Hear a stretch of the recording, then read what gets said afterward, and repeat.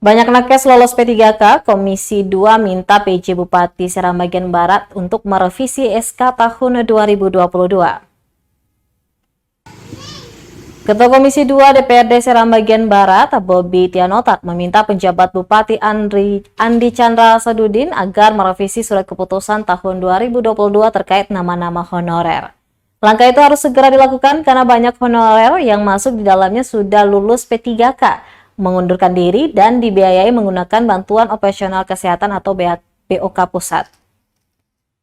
Ia menerangkan khusus tenaga kesehatan di RSUD Piru kurang lebih terdapat 28 lulus P3K dan 6 mengundurkan diri.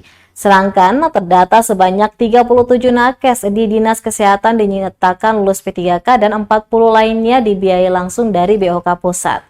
Jika bertemu penjabat Bupati Andi Chandra Sadudin, Komisi 2 mendiskusikan tentang persoalan ini dan menjadikan prioritas.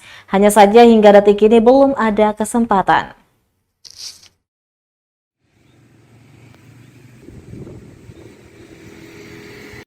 Kan begitu. Oleh karena itu kan ada ruang nih. Karena harus revisi SK Bupati terkait tenaga honor itu. Begitupun di Dinas Kesehatan. Untuk Dinas Kesehatan itu yang sudah lolos P3K, kalau saya tidak salah, itu sejumlah 37 orang yang sudah lolos P3K. Yang namanya masih ada, memang karena itu tadi, SK-nya ini keluar di Desember. Nah, Desember 2022 itu kan belum pengumuman P3K itu, kelulusan kan belum. Makanya nama mereka masih ada di SK. Nah, ini kan harus direvisi SK Bupati ini untuk mengeluarkan mereka ini. Kan begitu.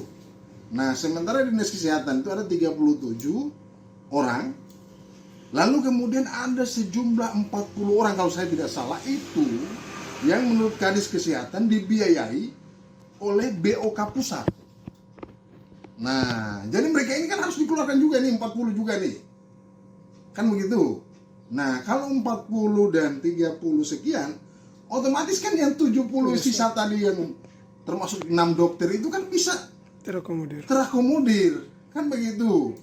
Nah, ini yang kemudian kita berharap kebijaksanaan lah dari saudara pejabat bupati untuk melihat kondisi ini. Kita dari hasil rapat baik komisi maupun gabungan komisi sudah ada rekomendasi yang kita keluarkan. Jadi rekomendasi yang pertama, kita minta saudara pejabat bupati untuk merevisi SK terkait tenaga honorer tersebut dan kemudian memasukkan khusus untuk di rumah sakit dan Dinas Kesehatan untuk mengakomodir mereka. Paling kurang mereka bekerja sampai November 2023 sesuai edaran Menpan itu. Terima kasih sudah nonton. Jangan lupa like, subscribe, dan share ya.